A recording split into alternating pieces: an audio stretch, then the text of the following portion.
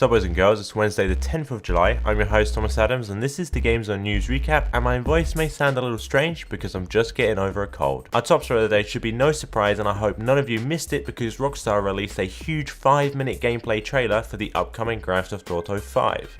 Within the trailer we can see aeroplanes, bikes, jets, all sorts of crazy things, but the pretty cool thing to do is of course the ability to swap between any of the 3 main characters whenever you want, whether that's during a mission or I'm in a place I don't want to be, I just swap to someone in the opposite end of the world. It's just absolutely crazy. Plus they have their own unique special ability. So seriously though, this video has just so much crammed into it.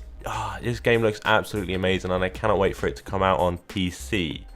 Now, in the other news for the Grand Theft Auto 5, Rockstar have officially stated that everything you saw within that trailer was made from 100% PlayStation 3 gameplay footage taken from the game running on the PlayStation 3, and I have to say that is mighty impressive because I'm just fed up of all this false advertising, the biggest being Colonial Marines, where this game looks absolutely beautiful and it's playing on a PC for example, and when all the people that are all the casuals that don't read the news for example, they just don't realize that what they're seeing is not what they're buying, and they bring a game home and it just doesn't look the same and they're like, what's going on?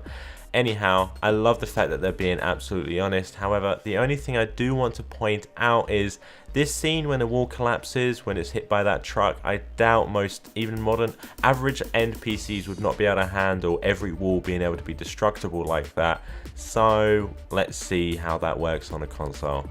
The ever-living and hugely successful franchise of Final Fantasy has its upcoming title known as Final Fantasy XIV, a Realm Reborn, that will be an MMO type game, and it will be a lot better hopefully than all those previous failures of MMOs they've attempted.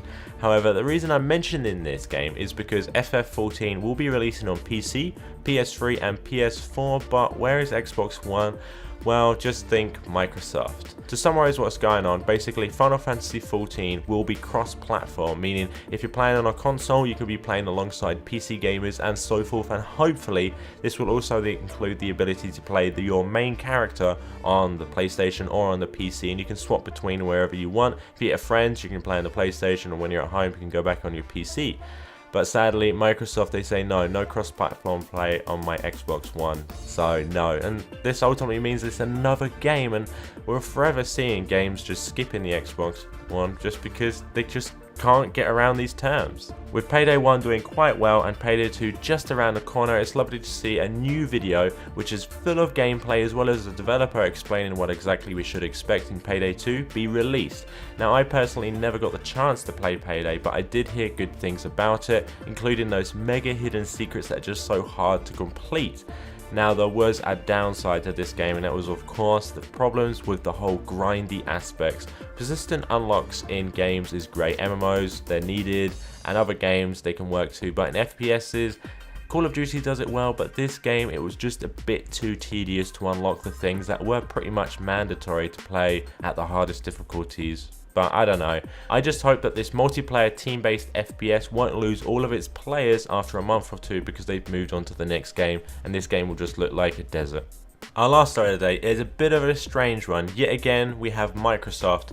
So we all know that they failed their unveiling, then they went ahead and went to E3 and they failed again.